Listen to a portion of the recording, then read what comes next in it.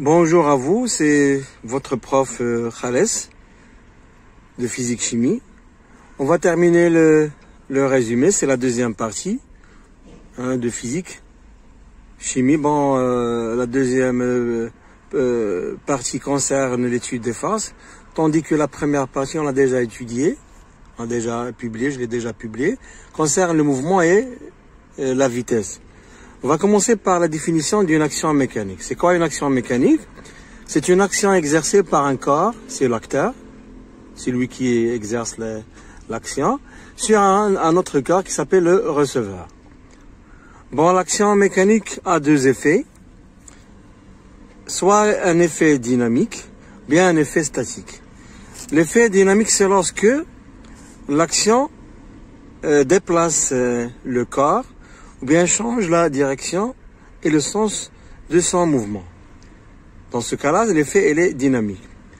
L'effet sera statique lorsque l'action modifie la forme d'un objet, c'est comme le cas du ressort par exemple, bien maintenir un objet en équilibre.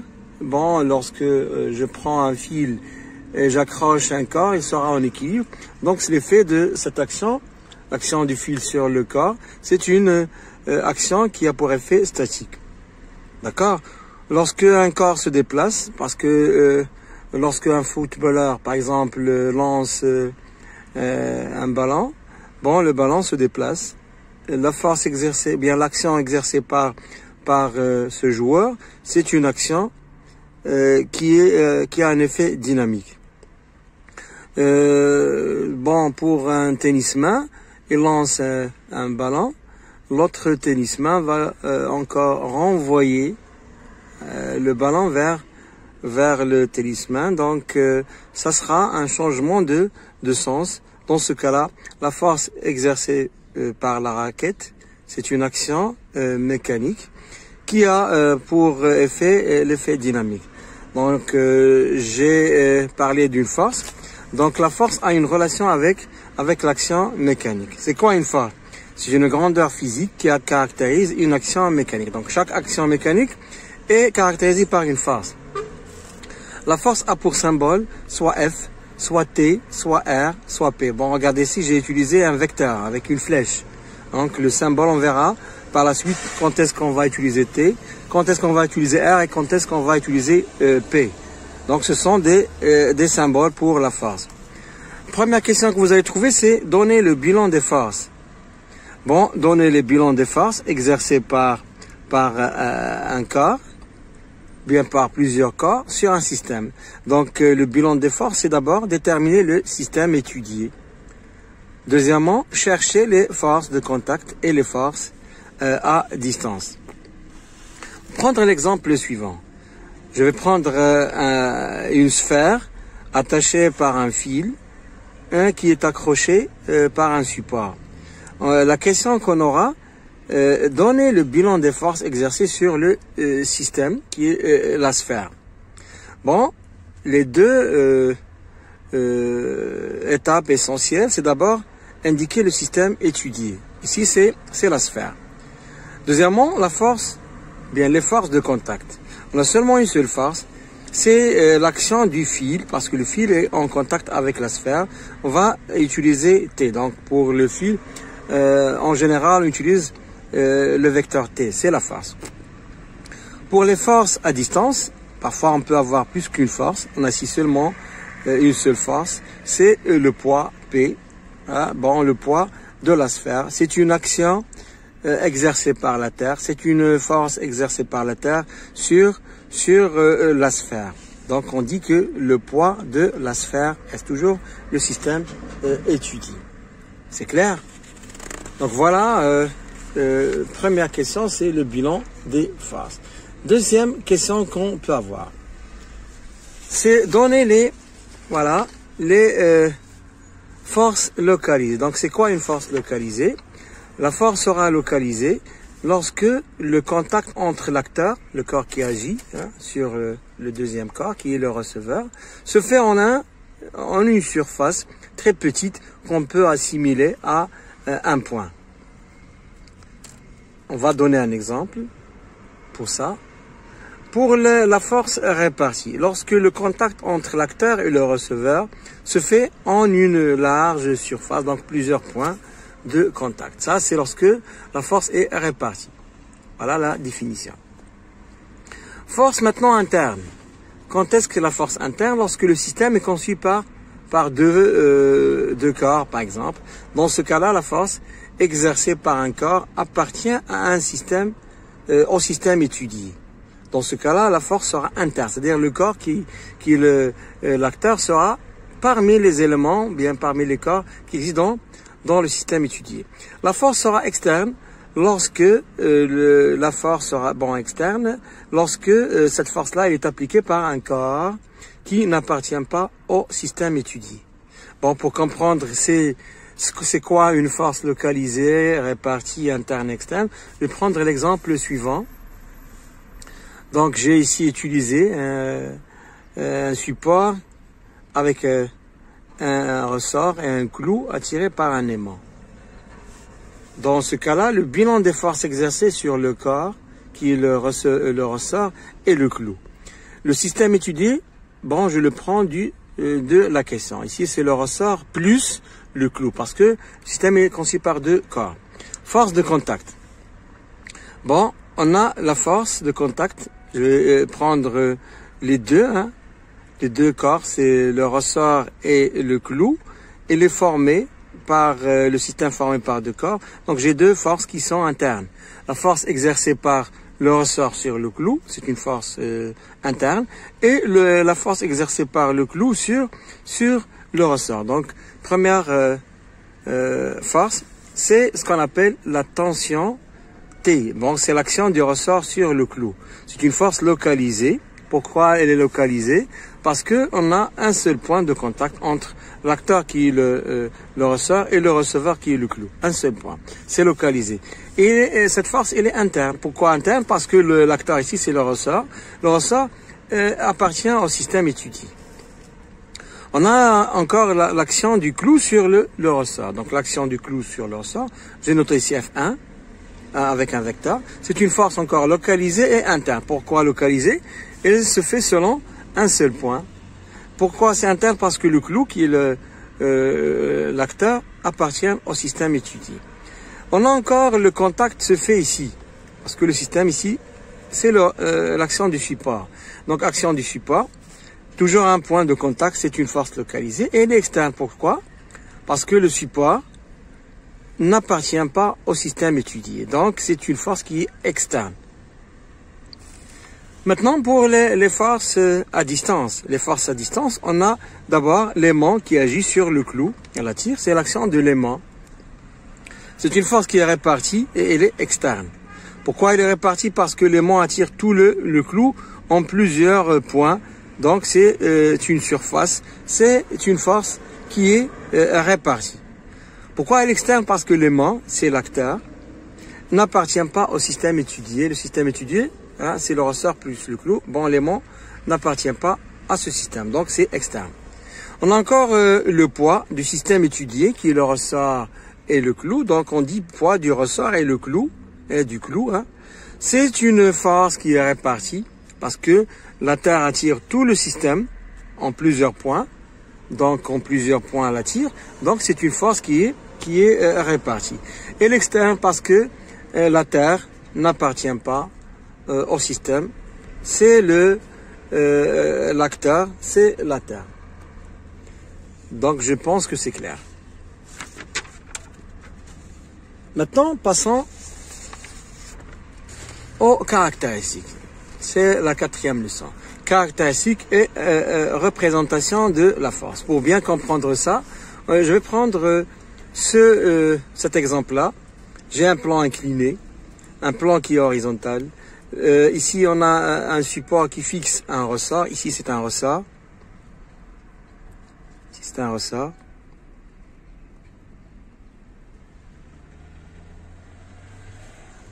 On a le corps S. Bon, question numéro 1. Donnez le bilan des forces exercées sur le corps S. Question numéro 2. Déterminez les caractéristiques de chaque force, sachant que les intensités des actions exercées en A voilà le point A. En I, voilà le point I. Et en G, voilà G. Sont respectivement 2 newtons, 3 newtons et 4 newtons. Ça, c'est le newton. Question 3, représenter. Question 3, représenter, bien sûr, ces forces avec l'échelle 1 cm pour 1 newton. Donc, pour les réponses, commençons par la question numéro 1. Bon, donner le bilan, c'est-à-dire, on va étudier, bon, on va donner d'abord le système étudié, c'est le corps S, d'après la question, c'est le corps S. Les forces de contact. Bon, ici, on a le contact en A et en I. Donc, A, c'est l'action du ressort. J'ai noté ici T. R, c'est utilisable en général pour les plans, action des plans. Action du plan incliné, c'est R. C'est une force R que je symbolise par le vecteur R. Pour les forces à distance, on a seulement le poids, on n'a pas les démons, on n'a rien. Donc, le poids du corps S, c'est une force à distance appliquée par la Terre. Donc, je dis le poids du corps S. Question numéro 2. Donc, la question numéro 2, c'est quoi? Déterminer les caractéristiques de chaque force, sachant que les intensités sont respectivement A, I et G, sont 2 newtons, 3 newtons et 4 newtons. Donc, ce sont les trois forces T, R et P. Commençons par la force T. Les caractéristiques de T. Donc, le point de contact, en général, les caractéristiques sont 4. Point d'application, droite d'action, sens et intensité. Pour le point d'application, c'est le point A, parce que le ressort touche le corps S en A. Donc, le point d'application, c'est A. Droite d'action, c'est une droite. Ici, c'est incliné. Donc, on dit c'est la droite inclinée passant par A. Elle est parallèle au plan incliné. Bon, si je trace cette droite-là, elle sera parallèle au plan incliné. Pour le sens, c'est de A vers le haut. De A vers le haut. Ici, c'est de A vers le haut. Ou bien de A vers B. On a le droit de dire encore, c'est de A vers B. Pour l'intensité, c'est T est égal à 2 newtons. T est égal à 2 newtons. Donc, ce sont les caractéristiques de la force T. Maintenant, pour la force R. Les caractéristiques de R. R, c'est l'action du plan incliné. Donc, toujours, je cherche le contact. Ici, c'est une force qui est répartie. Mais, lorsque la force R est répartie, je choisis le centre géométrique. Ici, le contact se fait selon un segment. Le segment a un milieu. Donc, I, c'est donné, c'est le point de contact. Donc, ici, I sera le point d'application, c'est I. Droite d'action, c'est la droite inclinée passant par I. Je reviens toujours au schéma.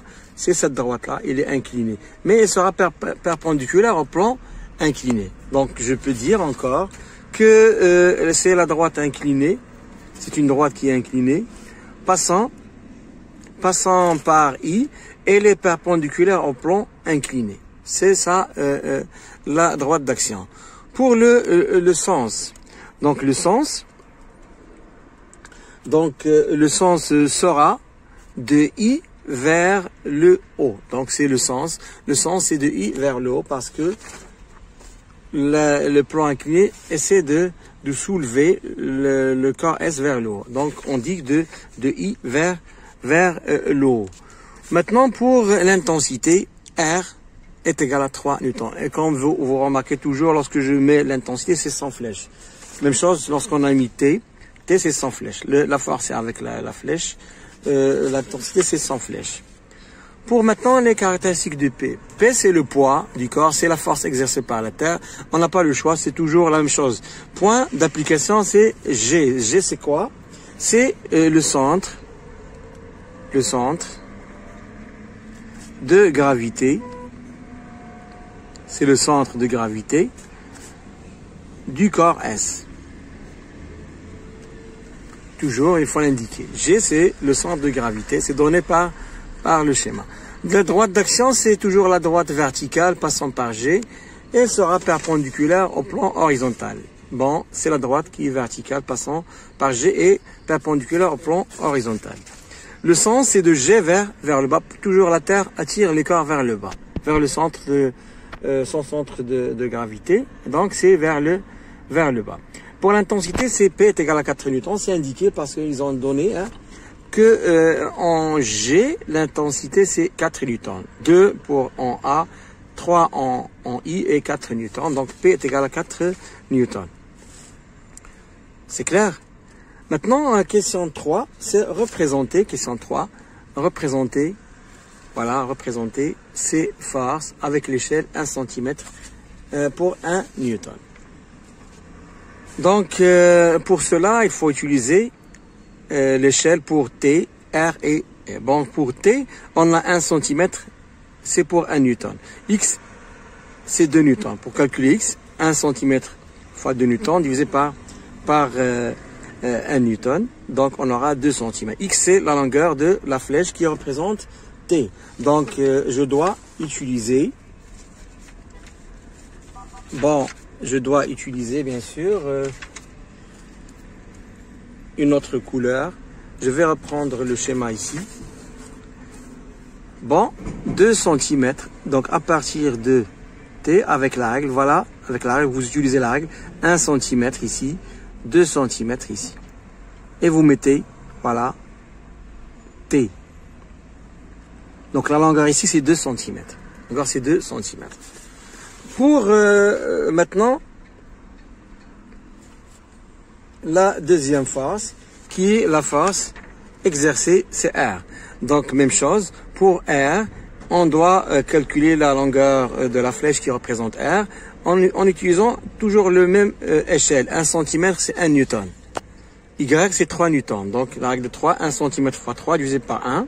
Je simplifie, je trouve que Y est égal à 3 cm. Donc, c'est la longueur de la flèche qui représente R.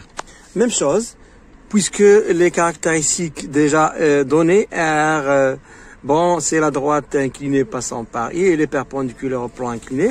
Donc, je vais prendre même chose, ici. À partir de I, 3 cm, parce que j'ai trouvé que Y est égal à 3 cm, 1 cm par exemple, 2 cm et 3 cm. Ici, c'est R. Avec la règle, vous allez prendre perpendiculaire au plan incliné, 3 cm. Maintenant, pour le poids, donc toujours même travail, je dois savoir la longueur de la force exercée, qui est P. On a l'intensité de 4 newtons, donc 1 cm, 1 newton pour l'échelle. Z, maintenant, 4 newtons. Z, 1 cm fois 4 newtons divisé par 1 newton, on va trouver 4 cm. Z, c'est la longueur de quoi? De la flèche qui représente le poids P. Même chose, à partir de P, je peux même utiliser une autre couleur. À partir de P, donc c'est perpendiculaire à ce plan-là, donc 4 cm, 1 cm par exemple, avec la règle, vous utilisez la règle, 2 cm, 3 cm et 4 cm. C'est perpendiculaire à voilà, c'est le poids P. Donc j'ai représenté les trois forces T, R et P avec, bien sûr, avec l'échelle qu'on a donnée. C'est l'échelle 1 cm qui va représenter 1 newton. Je pense que c'est clair. Donc maintenant, revenons toujours. On a maintenant la leçon des équilibres d'un corps soumis à deux forces. C'est la leçon numéro 5. Donc pour cela, il faut d'abord donner les conditions d'équilibre d'un corps soumis à deux forces. C'est quoi les conditions d'équilibre? Donc lorsque on a comme question donner le principe ou bien les conditions d'équilibre, vous allez écrire ces phrases-là. Lorsqu'un corps soumis à deux forces, F1 et F2, est en équilibre, alors quoi? Petit 1, les deux forces F1 et F2 ont la même direction. C'est-à-dire ils ont la même droite d'action. Deuxièmement, la somme vectorielle F1 plus F2 est égale au vecteur nul. C'est-à-dire les deux forces ont la même intensité et sens opposés. Ils ont la même intensité et sens opposés. Donc pour comprendre, on va prendre l'exemple suivant. On va prendre un corps S et elle est attachée par un dynamomètre. Ça c'est le fil du dynamomètre. Question 1, faites le bilan des forces exercées sur le corps S. Question 2, donnez les caractéristiques de ces forces justifiées en justifiant. Et on doit représenter, question 3, représenter ces forces. Donc pour la réponse, question 1, système étudié, corps S, toujours d'après la question. Force de contact, on a seulement une seule force qui est T, action du dynamomètre. J'ai noté T, mais on peut prendre F par exemple. Force à distance, c'est une seule force qu'on a, c'est le poids du corps S. Force exercée par la Terre. Question 2, donner les caractéristiques de ces forces et en justifier. Donc il faut justifier d'abord avant de donner la réponse. Donc comment justifier? On dit le corps S est en équilibre sous l'action de deux forces, T et P. Donc, d'après les conditions d'équilibre, on a T et P en même direction. On a les deux forces. T et P, qu'est-ce qu'ils ont? Ils ont la même droite d'action. Deuxième condition, la somme vectorielle T plus P est égale au vecteur nul. Donc, c'est-à-dire, on peut le dire encore une fois. T et P ont la même intensité et sens opposé, c'est-à-dire que T est égal à P est égal à 2 newtons. Pourquoi 2 newtons? D'après le dynamomètre. Donc le dynamomètre ici, c'est un dynamomètre à cadran. Faites attention, c'est un dynamomètre à cadran. Donc ici, regardez, 0, 1, 2, 3, 4, 5, 6, 5 newtons. Il ne faut pas multiplier par 5. On doit multiplier par 5 lorsqu'on a ici une multiplication par 5. Ça, 5 indique tout simplement que le dynamomètre, la plus grande valeur, c'est 5 newtons. C'est l'indice. Bon, c'est fixé sur 2. Il ne faut pas multiplier 2 fois 5, parce qu'on n'a pas ici multiplié. 2 newtons, c'est la force. T est égal à P est égal à 2 newtons, tout simplement. Bon, question 2. On passe. Toujours, on n'a pas encore terminé la réponse. Donc, les caractéristiques de T100, point d'application, c'est le point M. Pourquoi M? C'est indiqué sur le schéma. Voilà le point M. Ici c'est le point M, c'est indiqué sur le schéma. Droite d'action, c'est la droite verticale passant par M. Voilà, c'est cette droite-là, elle est verticale et passe par M. Sens, c'est de M vers le haut parce que le dynamomètre attire le corps vers le haut. L'intensité, c'est déjà indiqué, c'est 2 newtons. L'intensité, c'est 2 newtons. Bon, pour les caractéristiques de P, on va appliquer les conditions d'équilibre. Point d'application, toujours G, c'est le centre de gravité. Ici, c'est G. C'est le centre de gravité du corps S. Droite d'action, ils ont la même droite d'action. Donc, c'est la droite verticale passant par M. Et G parce qu'ils ont la même droite d'action. T, c'est la droite verticale passant par M. C'est par M et par G en même temps. Pour l'intensité, P est égal à 2 newtons parce qu'ils ont la même intensité. Question 3, représenter. Bon, pour la représentation, voilà déjà la question, représenter ces forces. Donc, pour la représentation des deux forces, on a 1 centimètre représente 1 newton. X, c'est la longueur. Ils n'ont pas donné l'échelle, donc puisque la valeur elle est petite, ils vont mieux utiliser 1 newton. Hein. X, 2 newton. Donc X, c'est quoi? C'est 1 cm fois 2 newtons divisé par 1 newton. On trouve 2 cm. X, c'est la longueur de la flèche. Comment schématiser? Comment représenter? Donc, il fallait seulement prendre 2 couleurs différentes. Et je prends, puisque c'est 2 cm, T, c'est à partir de M, parce qu'il faut donner toujours les conditions. On a, à partir de T vers le haut, hein, je prends 2 cm. Voilà. Ça, c'est la force T. Donc, c'est comme ça qu'il fallait représenter. C'est à partir de M, 2 cm, avec la règle 2 cm vers le haut, c'est T. Pour le poids, à partir de G, je vais prendre la même distance, 2 cm, avec la règle. Vous devez utiliser la règle. C'est 2 cm. Donc ça, c'est le poids P. Et voilà comment représenter deux forces lorsque le corps il est en équilibre. C'est clair? Donc c'est tout ce qu'il y a pour cette leçon-là qui concerne l'équilibre d'un corps soumis à deux phases. Passons maintenant poids et masse. Donc pour le poids et la masse, c'est la dernière leçon pour les forces. Donc vous allez trouver toujours comme question, quelle est la différence entre le poids et la masse? Pour le poids, c'est quoi? C'est une force appliquée par la Terre sur le corps, sur un corps quelconque. Son symbole est P, voilà, avec le vecteur. Je parle de la force, pas de l'intensité. Le symbole de son intensité est P. Donc P c'est pour la force, pour l'intensité c'est P son vecteur. Son intensité, bien, son unité internationale est le newton. Hein? Et elle est mesurée par un dynamomètre. Donc newton, et elle est mesurée par un appareil qui est le dynamomètre. Le poids d'un corps change avec le lieu. C'est-à-dire, il varie, hein, il dépend du lieu. Lorsqu'on change le lieu, la valeur de P change. Je parle de la force, hein, P, et en même temps de l'intensité, elle varie. La masse, c'est quoi? C'est la quantité de matière. Donc la masse, c'est la quantité de matière que possède un corps. Son symbole est M. Son unité internationale est le kilogramme kg. Mais elle est mesurée par une balance. La masse d'un corps est constante. Elle ne change pas si le lieu change. Donc elle est toujours constante et ne varie jamais. C'est clair? Donc ici, elle est constante. Ici, elle varie. La relation qu'on a. Donc P est égal à la masse multipliée par G. P, c'est l'intensité du poids du corps en newton.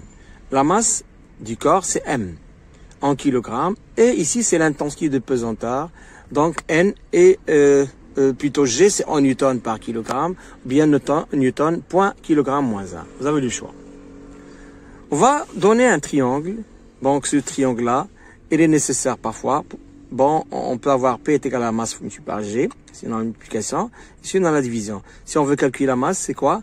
La masse, j'élimine. Je trouve P sur G. Si je veux calculer G, c'est P sur M. N'oubliez pas que si toujours ça, c'est en newton par kilogramme. Ça, c'est la masse en kilogramme. Et ici, c'est en newton.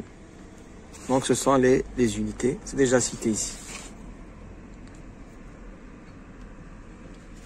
Donc, c'est tout ce qu'il y a pour la leçon. Je vais prendre un exemple, un petit exercice. Bon, cet exercice, je vais essayer de vous le montrer. Hein. C'est celui-là. Bon, c'est un exercice. Et déjà, ici l'énoncé. Un corps est en équilibre, voilà la figure, voilà le corps. Faites le bilan des forces exercées par et appliquées sur le corps S. Donnez les caractéristiques de ces forces. Troisièmement, représentez ces forces. Quatrièmement, déterminez l'intensité qui indiquera le dynamomètre si l'expérience est sur la Lune et on donne l'intensité de pesanteur sur la Terre, c'est 10 newtons par kilogramme et sur la Lune, c'est 1,6 newtons par kilogramme. Voilà, c'est tout ce qu'il y a pour l'énoncé. Pour la réponse, donc première question, c'est faites le bilan des forces. Toujours le système étudié, hein, le corps S, parce que toujours, qu'est-ce qu'on a? On a ce corps-là, hein, le corps S, hein, voilà, c'est le corps S, et on a un dynamomètre, ah, un dynamomètre, ah, c'est le dynamomètre, et le dynamomètre indique, voilà, qu'ici on a 5 newtons, ici c'est indiqué 5 newtons. On a ici le point M et le point G ici. Là, voilà, c'est le schéma, le dynamomètre, le corps S, etc. Donc, le système étudié, c'est sur le corps S. Voilà le corps S. D'abord, on a l'action du dynamomètre. C'est T. C'est une force de contact. Force à distance, c'est le poids du corps S. Deux forces, parce qu'il est en équilibre et on a dans le programme toujours le corps en équilibre sous la fonction de deux forces. Deuxième question, c'est quoi? Donner les caractéristiques. Donc, en justifiant, toujours il faut justifier avant de donner les caractéristiques. Le carré est en équilibre sur l'action de deux faces, P et T. Donc, d'après les conditions d'équilibre, on a P et T en même direction, c'est-à-dire P et T en même droite d'action. La somme vectorielle P plus T est égale au vecteur nul. Ça indique que P et T en même direction, plutôt en même intensité, et sens opposé. Donc, je peux donner maintenant la méthode suivante sous forme de tableau. Ça, les deux faces, P et T, et les caractéristiques, point d'application, droite d'action, sens et intensité. Pour P, c'est G. Voilà. G, c'est le centre de gravité du corps S. Droite d'action, toujours la droite verticale passant par G. De G vers le bas, et P est égal à 5 newtons, c'est indiqué par le dynamomètre, et puisqu'ils ont la même intensité, ici, parce qu'on a dit qu'ils ont la même intensité, P est égal à T, est égal à 5 newtons. 5 newtons, c'est affiché par le dynamomètre. Même chose, bon, ici, on choisit le point M, c'est pas indiqué, on choisit le point M. Droite verticale passant par M et G. Donc ça, c'est lorsque vous n'avez pas le point. Mais c'est le point indiqué, vous le mettez. De G vers le haut, pour le sens, et T est égal à 5 newtons. Pour la question 3, c'est représenter les faces. Donc, comment représenter les faces? Il faut d'abord prendre une échelle. Si vous n'avez pas l'échelle, toujours prenez ce que vous avez comme intensité et divisez-la par 2. P est égal à T est égal à 5 newtons. 5 newtons divisé par 2, c'est 2,5 newtons. Donc, je vais prendre que 1 cm représente 2,5 newtons. X, 5 newtons. Pourquoi ça? Pour avoir que X, c'est la longueur de la flèche, qui représente P et T. 1 cm fois 5 divisé par 2,5, toujours c'est 2 cm. D'accord? Donc, prenons 2 cm pour représenter P. On a l'habitude maintenant. Je vais prendre à partir de G vers le bas 2 cm avec la règle. Hein, avec la règle 2 cm. Ça, c'est P. 2 cm. Faites attention avec la règle. Pour T, à partir de M vers le haut, toujours c'est 2 cm. Faites attention. T, 2 cm. Question 3, c'est représenter. Pour la question 4, déterminer l'intensité qui indiquera le dynamomètre si l'expérience est sur la Lune. Voilà la question 4. Déterminer l'intensité qui indiquera le dynamomètre si l'expérience est sur la Lune. Donc, pour ce genre de questions, qu'est-ce qu'on doit mettre d'abord? On va mettre sur la Lune. Qu'est-ce qu'on a? On a P sur la Lune est égal à M fois G sur la Lune. Tout simplement. J'ai noté, hein, P sur la Lune, PL. GL. L'application numérique, GL est égal à 1,6 newton par kilogramme parce que c'est donné dans l'exercice. GL, c'est 1,6 newton par kilogramme. Il nous reste la masse. La masse, on a deux cas. Soit, deux méthodes plutôt. Soit on utilise sur la Terre, on calcule la masse. C'est la première méthode. C'est là. Donc, qu'est-ce qu'on va mettre? Sur la Terre, on a G sur la Terre est égal à 10 newtons par kilogramme. C'est donné toujours par l'énoncé. G sur la Terre, c'est 10 newtons par kilogramme. La masse est constante et ne change pas lorsqu'on change le lieu. C'est parmi les propriétés de la masse. Donc, P total est égal à la masse multiplié par G total. On peut donner le triangle pour nous aider. P total, P sur Terre, la masse G sur Terre. Donc, la masse, j'efface, c'est P sur Terre sur G sur Terre. Application numérique. P sur Terre, c'est 5 newtons. G, c'est 10 newtons par kilogramme. Avec la calculatrice, on va trouver que c'est 0,5 kg. D'où, je remplace P sur la Lune est égal à 0,5 kg. C'est la masse qui nous manque. Fois 1,6 newtons par kilogramme est égal à 0,8 newtons. On va trouver que c'est 0,8 newtons. Deuxième méthode. C'est celle-là, deuxième méthode. Qu'est-ce qu'on va mettre? Sur la Lune, P Lune est égal à la masse multiplié par G Lune. Sur la Terre, P Terre est égal à la masse sur G Terre. Même masse. On va prendre 1 et on va diviser par 2. Cette relation divisée par cette relation. Qu'est-ce qu'on a? On a simplification de la masse. Qu'est-ce qui reste? P sur la Lune sur P sur terre est égal à GL sur GT. Donc si je veux P sur la Lune, le poids sur la Lune, c'est P total, plus P sur terre plutôt, hein, multiplié par GL sur GT.